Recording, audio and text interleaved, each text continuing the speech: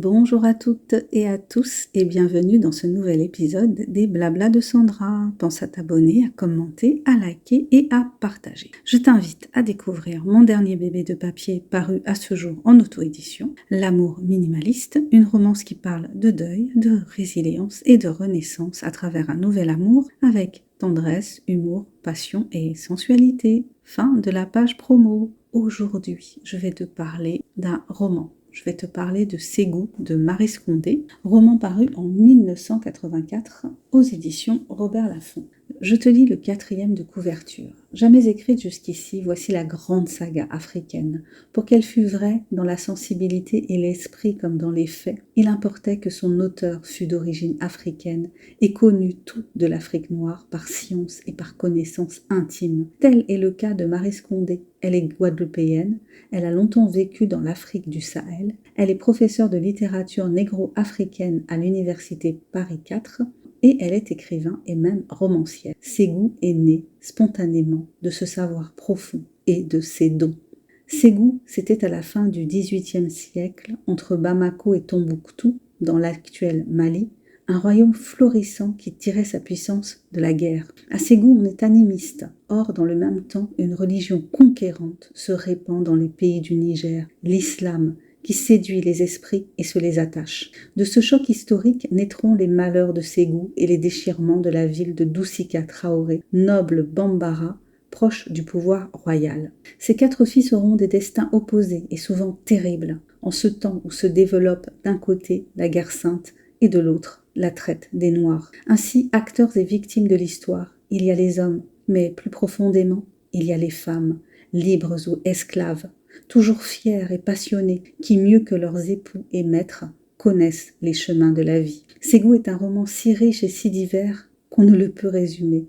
Il est à la démesure de ces terres du Sahel qui s'étendent sous un ciel immense. Un grand souffle le parcourt et l'anime, qui est l'âme même de l'Afrique. Ce que j'en ai pensé. Ségou se mérite, et c'est le premier tome. Un roman historique, riche. C'est faux qu'il n'ait pas été mis en scène, qu'il ne soit pas devenu un film. Le monde de Ségou tourne autour des hommes. Ils sont tout puissants, même si les femmes sont très présentes.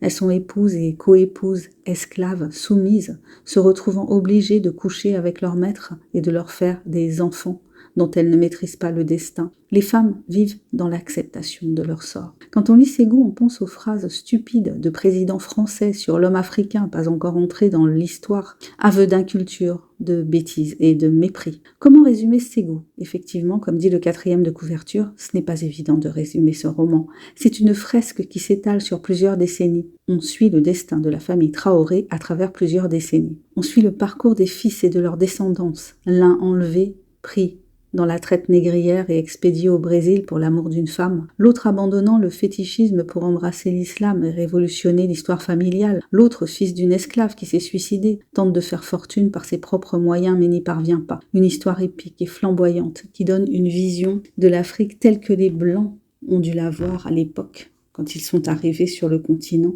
Le livre est tellement dense, tellement riche, que l'on pense à toutes les recherches effectuées par l'auteur, et on est un peu honteux, enfin je suis un peu honteuse de le résumer en quelques phrases. Et puis, il y a la sensualité aussi, propre à Maryse Condé, si vous avez déjà lu certains de ses livres. La guerre est omniprésente, l'islam à l'assaut du fétichisme, mais au fond, comme toujours, les motifs de la guerre ne sont pas ceux que l'on veut laisser voir. Il s'agit toujours de soif de pouvoir, soif de conquête, de prendre à l'autre ce qu'il possède. L'instinct guerrier masculin est fortement présent. Et le viol est utilisé comme une arme de guerre, comme trop souvent. J'espère vous avoir donné envie de lire Ségou. Comme je le répète, c'est un livre qui se mérite. Sa lecture n'est pas facile, mais extrêmement enrichissante. Merci d'avoir écouté cet épisode des Blabla de Sandra. Si tu as lu Ségou, toi aussi, n'hésite pas à me dire ce que tu en as pensé, à partager dans les commentaires. Je te dis à très bientôt pour un nouvel épisode. Allez, abonne-toi, commente si tu l'oses, like et partage. Et puis, pense à découvrir mon dernier bébé de papier, paru à ce jour en auto-édition évidemment, L'amour minimaliste, une romance qui parle de deuil, de résilience et de renaissance à travers un nouvel amour avec tendresse, humour, passion et sensualité. Bye bye.